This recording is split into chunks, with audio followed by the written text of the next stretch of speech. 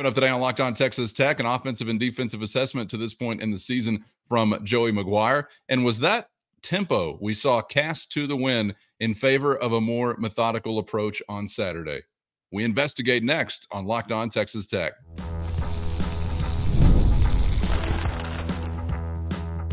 You are Locked On Texas Tech, your daily podcast on the Texas Tech Red Raiders. Part of the Locked On Podcast Network, your team every day. Great to be with you again on Locked On Texas Tech on the Locked On Podcast Network, your team every day, always free and available on YouTube or anywhere you get podcasts. And thanks as always for making us your first listen. Today's episode brought to you by FanDuel. Place your first $5 bet, and you're going to get started with $200 in bonus bets guaranteed. So visit FanDuel.com to get started. With the only Chris Level, I'm Casey Cowan. Chris, great to be back with you as we are cruising towards Big 12 contest number 2 underneath the lights Saturday night.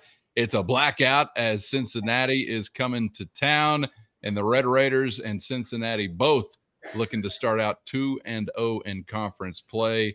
2 will enter, 1 will emerge. We'll begin to, of course, turn our attention more towards the Bearcats as the week goes on, but wanted to spend some time today processing some things said by Red Raider head coach Joey McGuire and Texas Tech offensive coordinator Zach Kittley to kick off the week in their weekly meeting with the press. And we'll get to a couple of different subjects. Of course, the always interesting injury list with some interesting additions to the questionable portion for the Cincinnati ball game. Also want to talk some and listen to some thoughts from Coach McGuire and Coach Kittley regarding the way that they closed the game against Arizona State, and maybe how that could be applied also to what we might see against Cincinnati. Of course, if you were fortunate enough to get out to an advantageous position as the game rolls on. But let's kick off our conversation today with Coach McGuire sort of giving a general assessment after one game in league play is now in the rear view of what he sees happening offensively and defensively for his team. Here's Coach McGuire. Offensively, we're trending in a good direction. You know, where this is the most points that we've averaged, I think, since we've been here. I think we're, in the top 25 in almost every offensive category. Barron's playing really well. Taj is playing well, and our offensive skills, especially Josh Kelly, Caleb Douglas really got us going early in the game, but I think we're doing a good job. We've got to continue to be better. There's going to be a time to where we didn't have to, but we're going to have to go for it on 4th down. We've got to be better in those situations. We got to be better running in short yardage. We're trying to get the first down like in 2nd and 2 last week, and they stopped us, so then we had to go to 3rd and 2 or 3. But in a good direction. Defensively, we're getting better. I was still frustrated. The long run or the long pass that we gave up the last 2 weeks on the exact same call, it wouldn't hurt my feelings if we never called that pressure from the field again.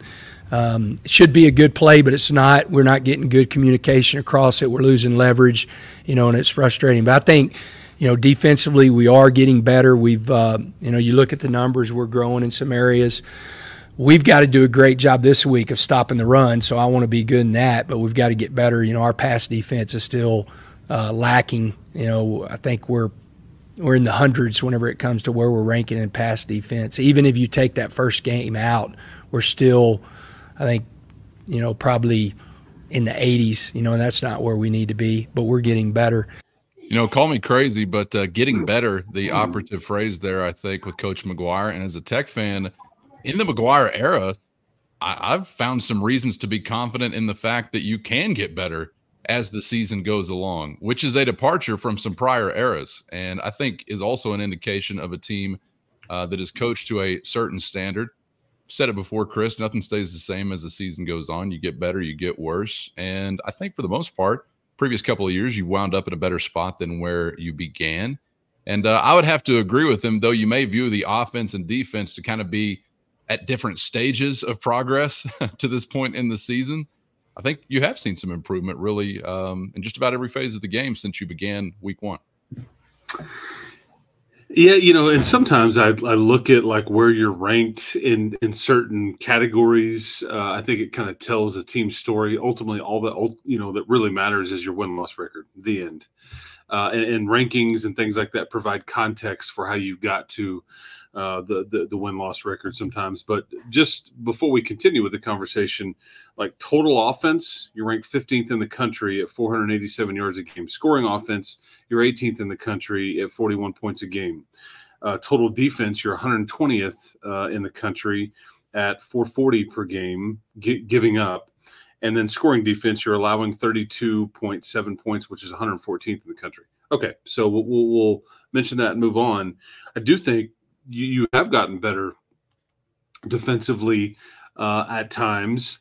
I think that you're in some ways fortunate, against Arizona State, that Sam Leavitt wasn't able to deliver some of those passes to some of those targets. It is interesting to note that blitz from the field, like the corner blitz, if you will, gets you on back-to-back weekends. Really, same sideline, same deal. One resulted in a touchdown. One resulted in a play that went to the 2-yard line that eventually ended up in a touchdown. I think you have the head coach saying, "Let's don't call that anymore." It wouldn't hurt his feelings if you never heard that call. That's exactly right. Yeah. That's exactly right. So, but there's plenty of room to improve on both sides of this deal. We all know that. I still think you have a lot of room for growth defensively. Sure. And then obviously with your offensive line without Scurry, and you're still trying to figure that out. That's continues to be and will be a work in progress. As we go and the competition stiffens up. Yeah. So, it's just interesting. It's always interesting to hear. We could have our opinions, and Casey, you and I can have differing, or we can agree, or whatever. It doesn't really. I'm always interested to hear kind of how Joey looks at things. Like, what's his take, or how does he want this to look? And all that he ultimately wants is a win versus a loss, and we'll worry about the rest of it, but. It is interesting when he kind of talks on a Monday and you get some behind the scenes of his thought process of how he's wanting to run his football program. Yeah. And I think from a defensive standpoint, what I see happening is some steady improvement, and I think a hell of a lot of fight, but it kind of goes back to the conversation we talked about yesterday. It's like close, but no cigar here or there. And, of course, you have relied on a quarterback maybe not being as accurate, whether it's Morris or Leavitt or just the opposing offense not connecting on a play here or there. But you hadn't quite seen the dynamic plays. We talked about that, pressuring the quarterback, not quite getting to the quarterback. Your takeaway numbers have been okay. I certainly remember some other years where I would crawl over broken glass to get these kind of takeaway numbers back, like in the Tuberville era. So I'm not going to complain about that too much. But it is kind of interesting to always hear or kind of gauge the tone of the fan base. And it's just all, we hate the offense. What about the defense? Crickets. I got no reaction for the defense. But what about the offense? I hate the play call. They're not calling the touchdown plays. And I mean, has he kind of outlined there for you there? And I will reiterate, and I do believe this, statistics are for losers. You're trying to win the game. And I think most will just continue to echo that. We don't care how it looks. We want one more point than the other guy at the end of the day. But it's kind of hard to get around those statistics that do suggest this has been the best offensive year since this administration has been here, statistically. And you know what else I think needs to be mentioned is First, today's episode brought to you by 5 Hour Energy. Fixes tired fast. Whether you've got a long list of tasks at work or a bundle of DIY projects to tackle at home, take a 5 Hour Energy shot so you can cover everything with energy to spare. If you're like me, you've always got a lengthy list of things to get done around the house. So when you get your supplies for any project, don't forget the most essential one, a 5 Hour Energy shot. 5 Hour Energy shots give you the feeling of alertness and energy you need to get in the zone. And that's why 5 Hour Energy is the brand hardworking people like you have trusted for over 20 years to give them the alert, energized feeling they need to get through a busy and hectic day. And you always know where to find 5 Hour Energy shots, right at the cash register at nearly every convenience, drug, and grocery store nationwide. Even better, stock up on money-saving multi-packs to make sure you never run out of delicious, energizing 5-Hour Energy shots. And right now, if you go to 5hourenergy.com, that's the number 5hourenergy.com, and get some 5-Hour Energy today, you can use our promo code LOCKEDONCFB. That's LOCKEDONCFB to receive 20% off your order. This offer only valid until September 30th on one order and cannot be used with other promotions and does not apply to subscription orders. Boost your day, boost your life, and get in the Get It Done zone by going to 5hourenergy.com today. And you know what else I think needs to be mentioned is football. I mean, and I know I'm stating an obvious, but football has changed. The sport has changed. The way that offenses run and defenses run, it's all changed. I mean, like it's funny, like listening to this is more the fantasy football type conversation, but like at the NFL, it's like, running backs left for dead. The running backs, a year ago, were going to all like kind of align together and hold out together and all this stuff. And then, and then you see these statistics like a week or two into the NFL season, touchdown passes down, rushing touchdowns way up. And it's everybody they're scratching their head going, wait, what is going on? Like, explain this to me. But, defenses have, changed mightily in the last, 5 or 6 years, much less the last 15 or 20. And, certain statistics also, you can always formulate the numbers to kind of fit a narrative if you need to. And where you're ranked nationally, you can toss it out and go, I don't care. Did you win or lose? I mean, and I certainly understand that sentiment too, but nobody's throwing for 400 or 500 every week anymore. Okay. That doesn't exist, because nobody allows it anymore. There's a reason why because think about it, from the takeaway standpoint, you could offer this up. 3 of your last, well, we'll count Cincinnati as this, but it's about to be 3 of your last 4 are going to be rushing based ground and pound type outfits. Whereas North Texas was that's the exception. But how many great running backs are in this deal? How many people are trying to run it to set up what they may do via the pass game, maybe like you do in the NFL with the play action stuff. These are just different times. I think that's pretty fascinating, but it's like you got another dude coming here at running back again. I mean, where in the Big 12, it used to be all about the QB and the receiver, not anymore. Well, and that plays into these next thoughts I want to take a listen to from not only Coach McGuire, but offensive coordinator Zach Kittley, because just like Arizona State, Cincinnati comes in as a team that would like to really control the clock, emphasize time of possession, run the football, dominate the line of scrimmage, and do things that way. And that will not be the way it is every week for the remainder of the year, but in some ways similar to what we just saw. And you may have noticed, not only in trying to seal the game late, but when you got out to the 14-0 lead, so even fairly early on, there was seemingly a little bit more of a methodical approach offensively. I think I've belabored the point as to how I feel about up-tempo offenses, and it's just a preference, not trying to say it's the only way to skin a cat or anything like that, but I do often wonder, if sometimes it's putting your guys at a disadvantage, if maybe it's hurting you, and that depends on some personnel and things like that. But Coach McGuire spoke on some of that methodical approach. So I want to listen to a thought from him and how that applied to the Arizona State game, how it could apply also to the Cincinnati game. And then we'll take a listen to Zach Kittley talking a little bit more specifically about how they were looking to seal the win a little bit later on in the game. So first, let's take a listen to Texas Tech head coach Joey McGuire. There's a couple things going in that. One is our pre-snap penalties, and so for us, like, how can we help our players, especially a really young center, is slowing it down, tempoing. We tempoed, early in the first couple of drives, but slowing that down. It's really, one thing that we did against Arizona State is we wanted the football. Like, when we knew going into that game that I think I talked about it a little bit on Saturday, but Kitley felt great about his openers. Whenever he felt great about his openers, and he was really, I mean, you could tell that he was confident that we wanted to take the football. We wanted to make a team that is more time of possession driven, play from behind. And then one reason that, you know, and I told the team this yesterday, I was proud of our team, is because when we got up 14, we slowed down. Like we were like, hey, we're going to snap this ball at this point right here. We know they're going to load the box. Great, stop Taj, you know.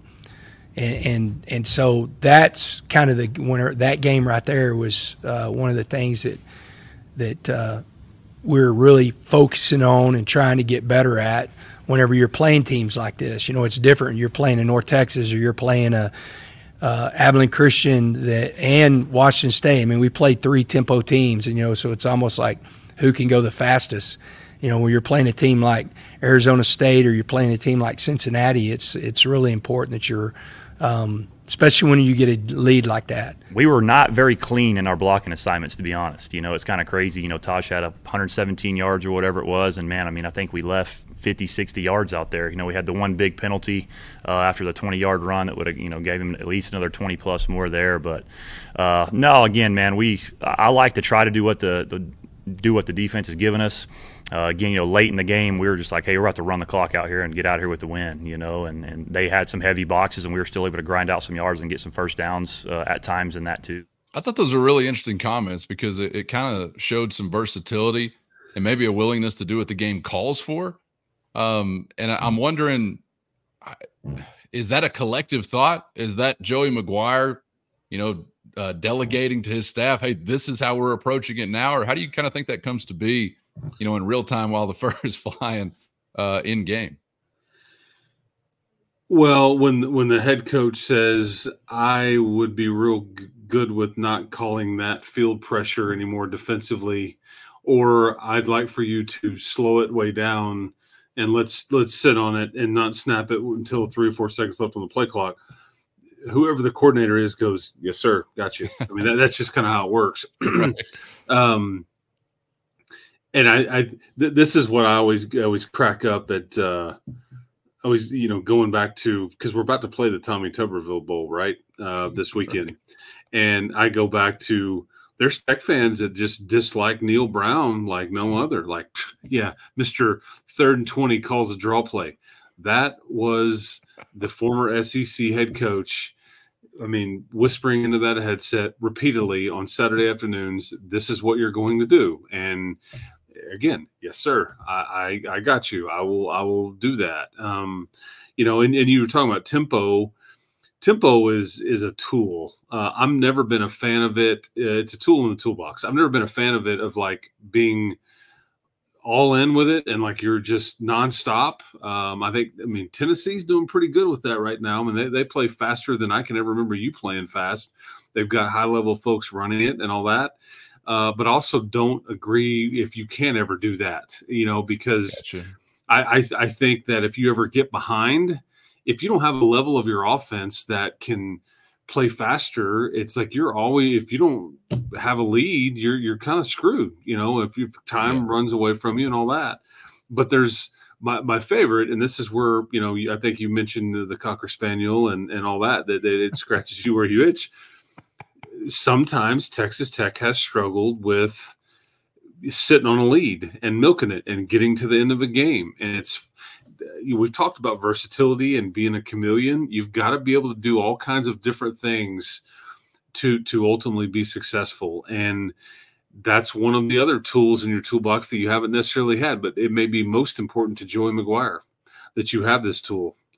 And I think that I was offering up different variations of this tool in a show earlier in the week of Conyers at Wildcat or Cam Brown, you know, running power or just handing it to Taj. And it's just kind of interesting because I think some people in the stands are like, well, you know, are we just not being aggressive anymore? What's the deal? Right. Why are we putting the foot on the throat? This is boring. Yeah. Well, it's because this is what the head coach wanted. And so you were okay with playing, trying to grind it, working the clock as much as you could, and you couldn't get a first down, but you're, not, would you rather be able to convert it? Sure. But you're willing to punt it and then kind of, but you took a lot of the time off the clock. So it's just, there's a lot of reasons why things are the way that they are on a Saturday afternoon or evening. And it's just kind of fascinating to go look behind the curtain whenever they start explaining it to you, their thought process. People may not agree with it. They may not agree with us, and that's fine, or agree with what the thought process is. But at least you understand that they did put some thought into it, or that's why. Well, and I think, as Coach Kitley also described in another comment, a drive that takes 5 minutes late in the game and then ends with 3 points, like, okay, it's not an A+, but it's probably still an A for what the game called for at that time. And they did that twice.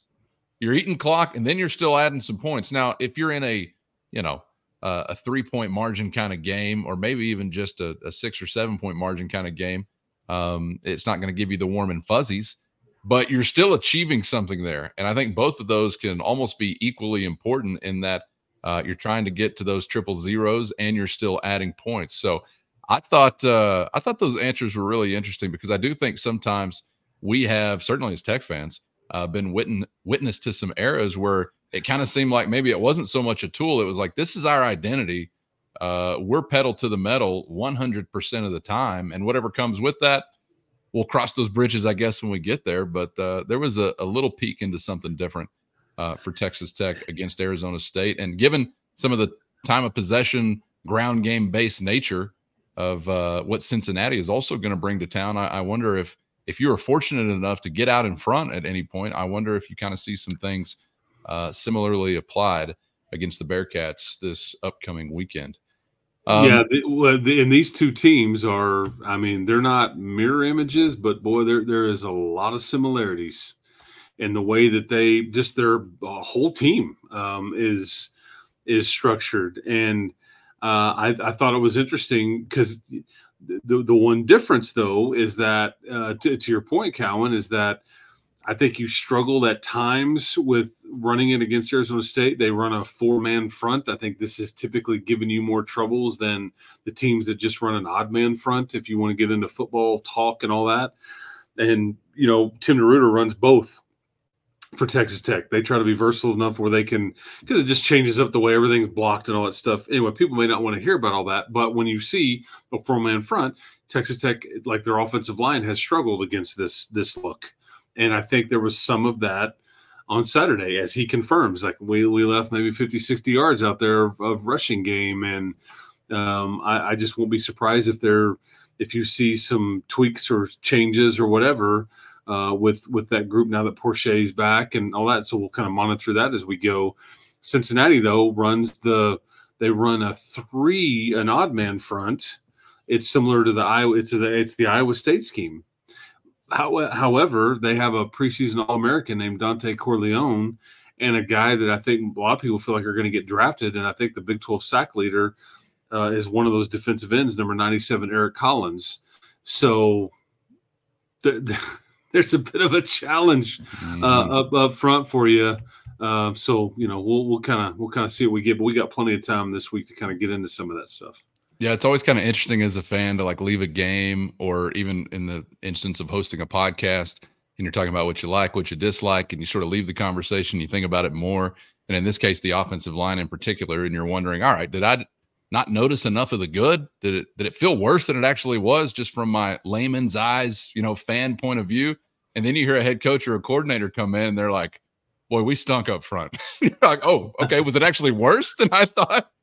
It's just always interesting to hear those who have a higher standard than anyone, than any of us, give their thoughts on what went down the prior weekend and how that kind of aligns, or maybe doesn't align with what you saw from, say, the cheap seats, or maybe even one of those expensive seats. And it wasn't bad, and I hope it's good enough to win. We know that. Yes, and hopefully we haven't portrayed that. It's just they struggle, and maybe I need to change it to they struggle at times.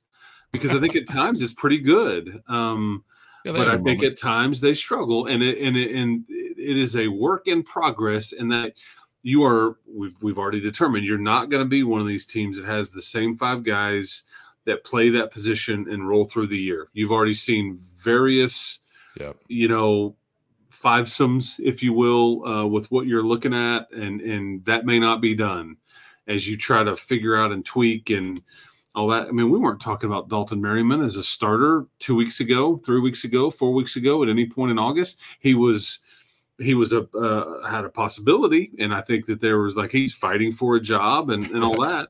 And now, so it's just I don't want people to misunderstand what we're discussing here. That's just going to be a bit of a work in progress, and we kind of knew this. We've really known it since January, right? Right. And that's why you go get 4 guys out of the portal, and some of those combinations out of your control. With the instance of Vinny Scurry or Porsche going down, some of it in your control as you want to continue to try to find your best group, and the search will continue. We'll just say that as you roll into Cincinnati week here. Before we get out of here, Chris, of course, something very interesting to everyone every week, the injury report. First, today's episode brought to you by FanDuel. And NFL fans, you can start this season with a big return on FanDuel, America's #1 sports book. Say you're watching a game, you get hit with a hunch, an instinctual calling. Well, you can check out the latest stats, view live play-by-play, and so much more on the same page where you're going to place your bets to keep up with everything going down in real time as you submit that slip. And right now, FanDuel is going to get you started with $200 in bonus bets guaranteed when you place your first $5 bet. That's right. $200 in bonus bets guaranteed with only a $5 bet out the gate at FanDuel.com. So, of course, something very interesting to everyone every week, the injury report.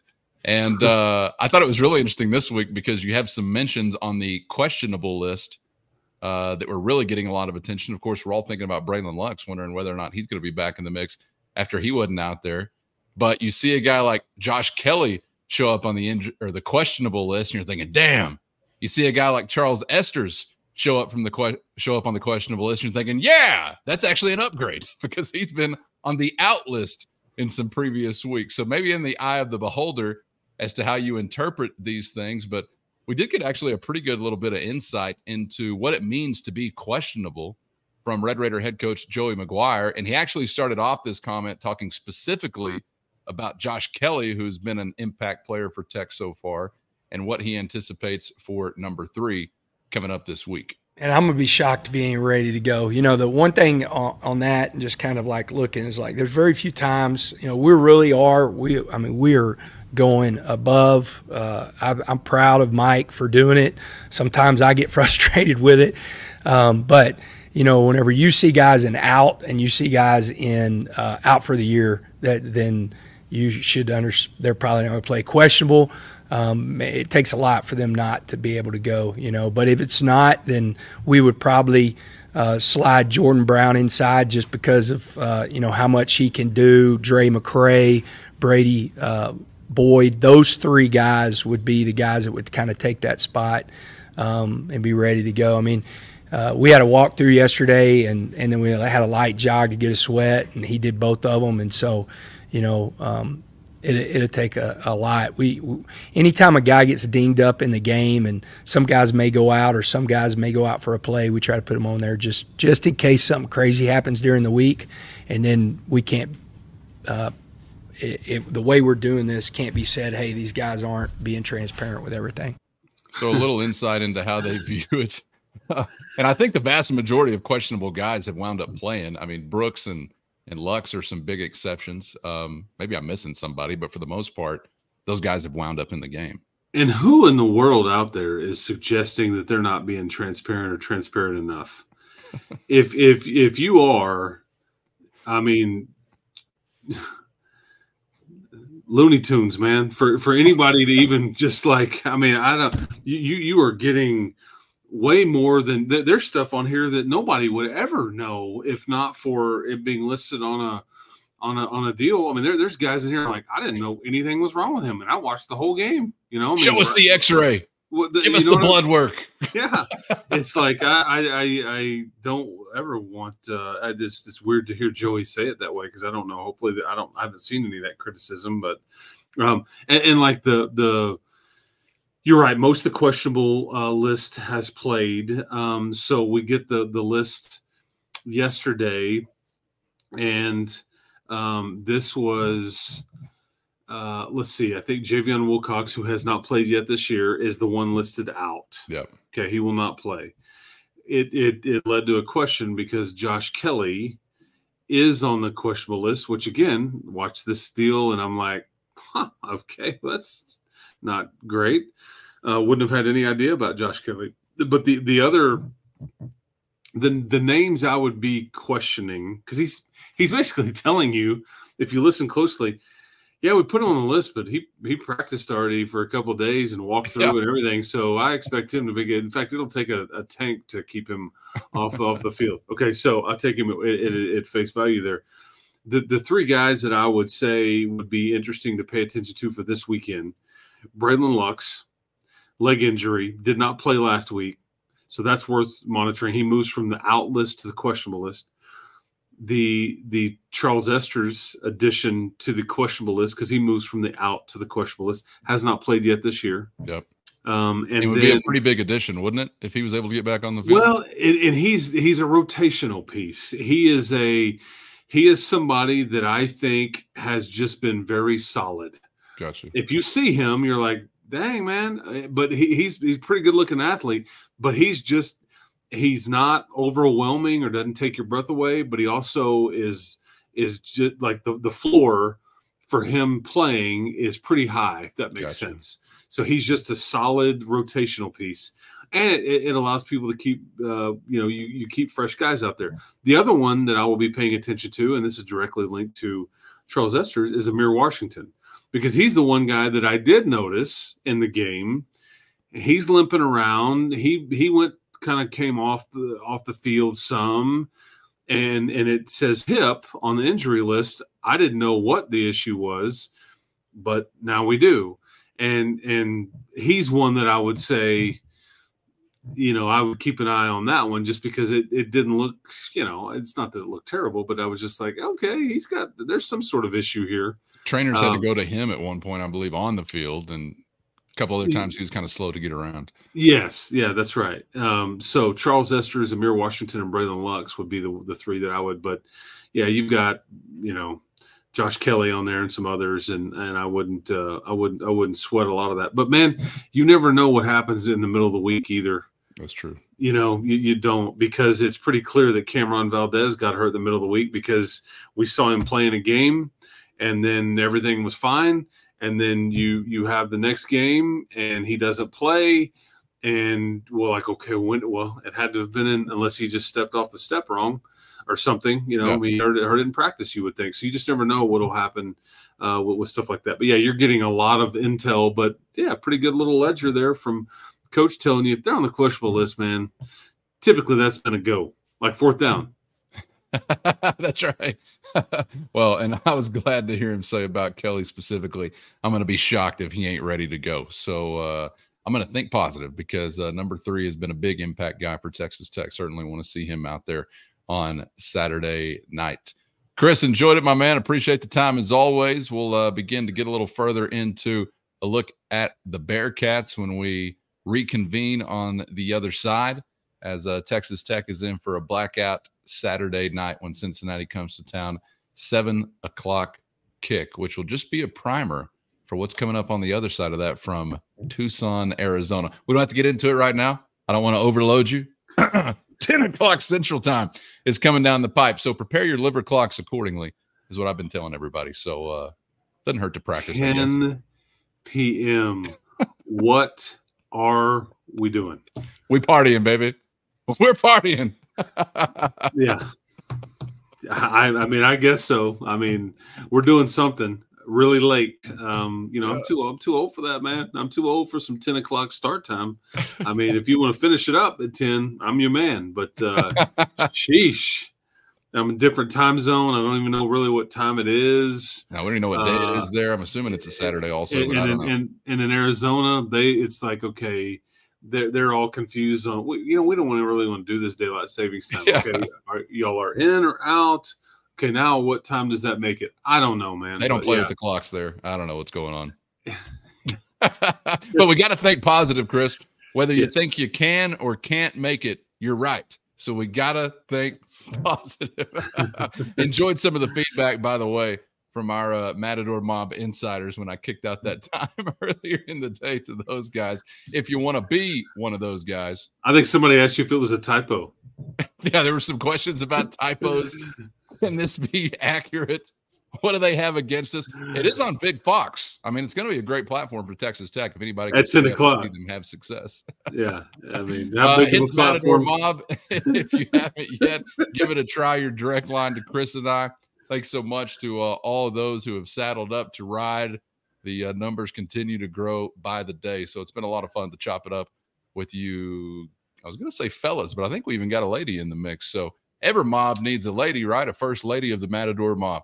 It's sweet. It's sweet Laura. Yeah. Sweet Laura. Yeah. Actually, Laura, if you're listening, you have not finished your confirmation. It's Sally that is confirmed and all the way in. So I'm glad you called out Laura by name. I wasn't trying to do that. I just said, yeah. Oops. Come on, Laura, get the verification code punched in. I can see what you're doing out there. I'm tracking you all over town. That's actually a little scary. I'm not doing it. That's just a joke. Hit the QR code on the screen if you're watching on YouTube, or check it out in the show notes if you're listening to the podcast. And try on a 14-day free trial and see how it suits you. It's been a lot of fun so far chopping it up with all of you. So thanks for being out there. Chris, thanks for the time as always, man. We'll see you for the next one. ELE, man. Everybody love everybody. We'll talk to you mañana. Guns up. That's right. For Chris, I'm Casey. Make sure you get subscribed on YouTube or anywhere you get podcasts so you never miss an episode. Tip of the cap to those everydayers for always being out there. And, of course, one of the best ways to help us grow the show is to comment anything below. So dive in. The water is warm and even still a little spicy after a conference opening win somehow, some way. Just the nature of the beast, I suppose, but we're glad to have you out there mixing it up. So thanks for the time, and we hope to see you back for the next round on Locked On Texas Tech.